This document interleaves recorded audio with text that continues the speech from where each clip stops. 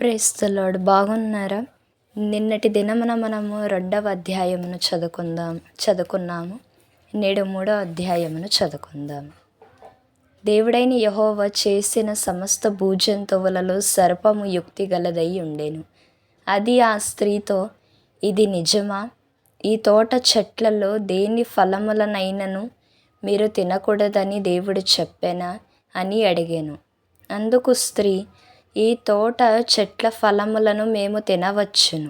అయితే తోట మధ్యనున్న చెట్టు ఫలములను గురించి దేవుడు మీరు చావకుండునట్లు వాటిని తినకూడదనియు వాటిని ముట్టకూడదనియు చెప్పెనని సర్పముతో అనెను. అందుకు సర్పము, మీరు చావనే చావరు. ఏలయనగా మీరు వాటిని తిను దినమున మీ కన్నులు తెరవబడుననియు మీరు మంచి చెడ్డలు ఎరిగిన వారై దేవతల వలె ఉందురనియు దేవునికి తెలియననియు స్త్రీతో చెప్పగా, స్త్రీ ఆ వృక్షము ఆహారమునకు మంచిదియు కన్నులకు అందమైనదియు వివేకమిచ్చు రమ్యమైనదియునై యుండుట చూచినప్పుడు ఆమె దాని ఫలములలో కొన్ని తీసుకొని తిని తనతో పాటు తన భర్తకును ఇచ్చెను. అతడు కూడా తినెను. అప్పుడు వారిద్దరు కన్నులు తెరవబడెను.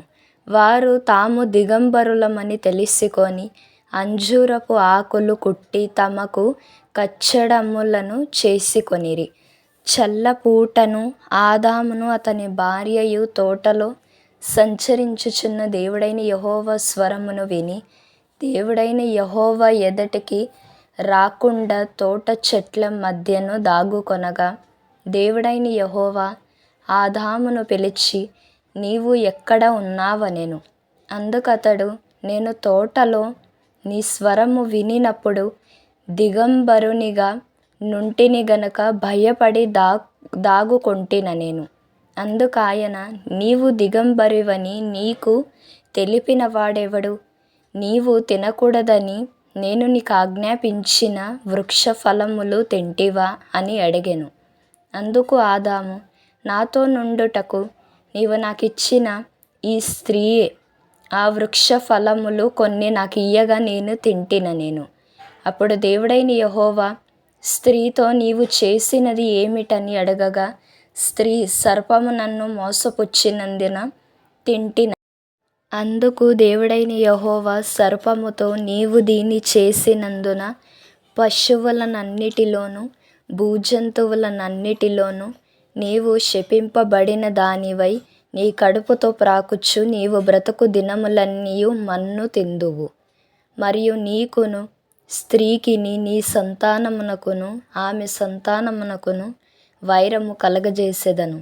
అది నిన్ను తల మీద కొట్టును, నీవు దానిని మడిమె మీద కొట్టుదువని చెప్పెను. ఆయన స్త్రీతో, నీ ప్రయాసమును నీ గర్భవేదనను నేను మిక్కిలి హెచ్చించెదను. వేదనతో పిల్లలను కందువు. నీ భర్త ఎడల నీకు వాంఛ కలుగును, అతడు నిన్ను ఏలునని చెప్పెను.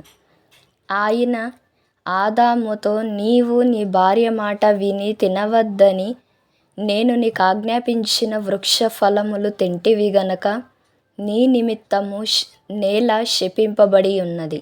ప్రయాసముతోని నీవు బ్రతుకు దినములన్నీయు దాని పంట తిందువు.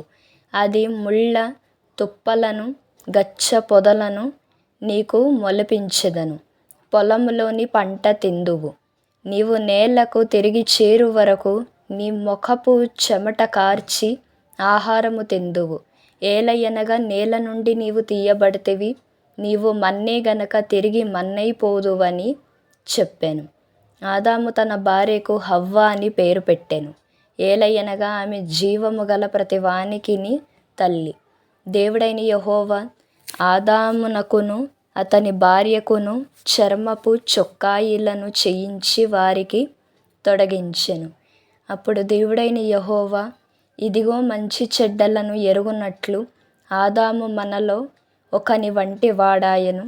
కాబట్టి అతడు ఒకవేళ తన చెయ్యి చాచి జీవ వృక్ష ఫలమును కూడా తీసుకొని తిని నిరంతరం జీవించునేమో అని దేవుడైన యెహోవా అతడు ఏ నేల నుండి తీయబడెను దాన్ని సేద్యపరచుటకు ఏదెను తోటలో నుండి అతన్ని పంపించి వేసెను. అప్పుడు ఆయన ఆదామును వెళ్ళగొట్టి ఏదెను తోటకు తూర్పు దిక్కున కెరూబులను జీవవృక్షమునకు పోవు మార్గమును కాచుటకు ఇటు అటు తిరుగుచున్న ఖడ్గజ్వాలను నిలవబెట్టెను.